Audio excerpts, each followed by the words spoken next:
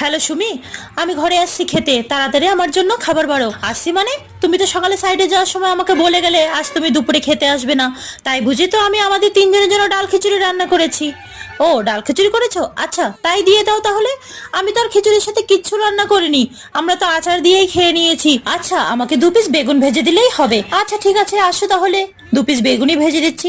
ভাবলাম একটাই তো যখন পদ করব, একটু রসিয়ে কষিয়ে ভালো মতো বেগুনটা ভেজে দিই। বের করলাম ফ্রিজ থেকে একটা বেগুন, তারপর ভালো করে ধুয়ে 2 পিস কেটে নিয়ে মাঝখানটাকে এরকম গোল করে কেটে নিয়ে মাঝখানটা ছোট ছোট টুকরো করে কুচিয়ে কেটে নিয়েছি। তার সাথে একটুখানি পেঁয়াজ, কাঁচা লঙ্কা, ধনেপাতা দিয়ে একটা ডিম ফাটিয়ে দিয়ে দিয়েছি।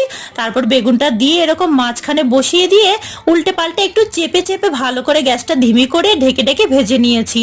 কর্তার সামনে দেওয়ার পর কর্তা তো বললো, বাহ, এরকম বেগুন ভাজা তো আমি কখনো খাইনি, খেতে তো বেশ টেস্টি হয়েছে। তো চলো আজকে টাটা, ভালো লাগলে সাবস্ক্রাইব করে সাথে থেকো, আবার কালকে তোমাদের সাথে দেখা হবে।